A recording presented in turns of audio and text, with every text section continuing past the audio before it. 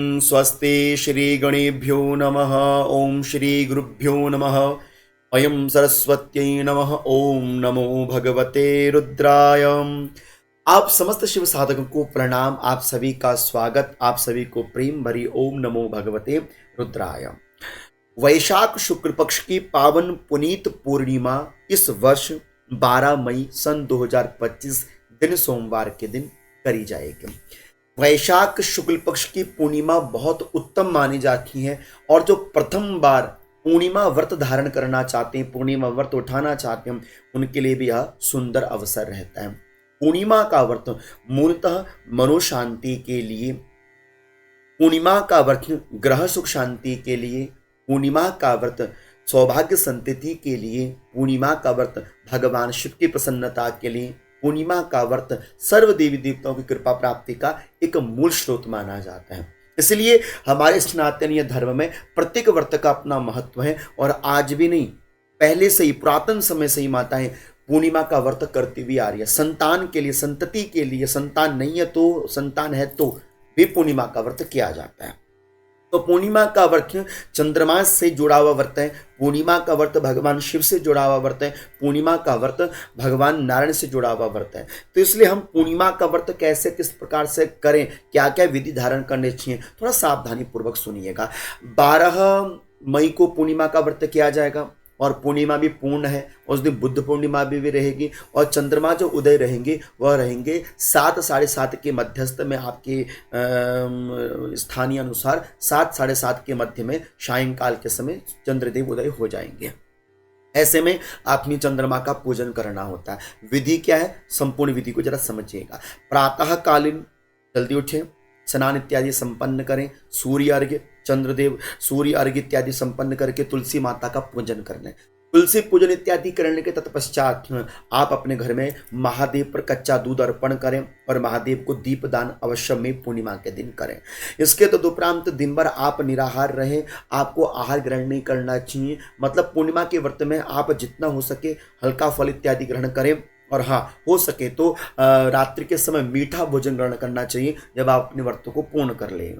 तो इस तरह से संध्या काल के समय यदि आप सत्य देवता की कथा को पढ़ सकते हैं तो आप सत्यनारायण कथा को पढ़ें, या फिर आप शालिग्राम भगवान की पूजा कर सकते तो वह करें, अथवा राम रक्षा स्तोत्र का पाठ कर सकें, अथवा विष्णु सहस्त्र नाम स्तोत्र का पाठ कर सकें।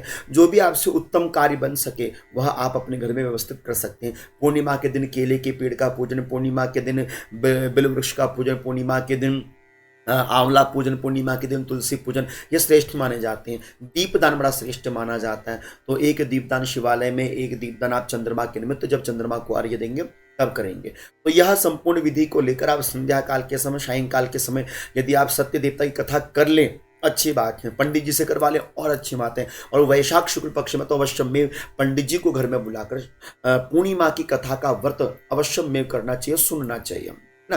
तो इस तरह से जब चंद्रमा आकाश पर आ जाए तो एक लोटा लीजिए।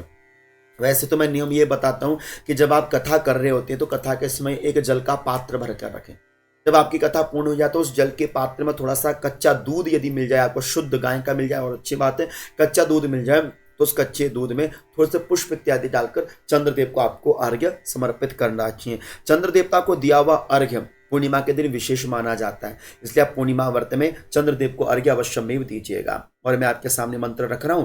ओम दधि शंकतुषाराभम क्षीरो दारणव संभवम नमामि शशनम सोमम संभोर मुकुट भूषणम। मैं उन चंद्रदेव को प्रणाम करता हूं जो भगवान शिव के आभूषण हैं सिर के।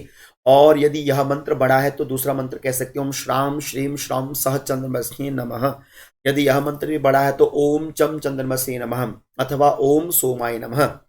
इन मंत्रों का प्रयोग आप अपनी पूजा में चंद्रमा को अर्घ्य देते समय कर सकते हैं। तो इस प्रकार से चंद्रमा को आपने अर्घ्य देते समय इन मंत्रों का प्रयोग करना चाहिए। 3 बार चंद्रमा को अर्घ्य अर्पित करना चाहिए, 3 परिक्रमा कर रखें। घी का दीपदान चंद्रमा के निमित्त करना चाहिए।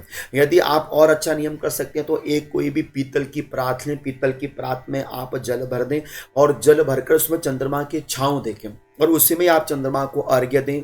उसी प्रात में उसमें चंद्रमा को आप चंदन, पत्र, पुष्प, श्वेत पुष्प इत्यादि अर्पण करें और वही जल अपनी आंखों में अर्पित करके थोड़ा सा अपने घर में उस जल का आप मार्जन छिड़काव कर सकते हैं और वही जल थोड़ा सा लेकर आप अपनी खीर में डाल सकते हैं। यदि आपको चंद्रमा को सीधा अर्घ्य देना है तो तांबे के किसी भी पीतल के लोटे में, क्योंकि ताम्र लोटे में दूध का थोड़ा सा वर्जित बताया जाता है, तो आप कोई तांबे के लोटे में दूध, उसमें जल इत्यादि मिलाकर, श्वेत पुष्प मिलाकर चंद्रमा को अर्घ्य दें। थोड़ा सा दूध उसमें बचा कर रखें जिस लोटे से आप अर्घ्य देंगे, और उसी लोटे को नीचे लाकर उसका जल का छिड़काव पूरे घर में करें और आप उसके बाद खीर निर्माण करें।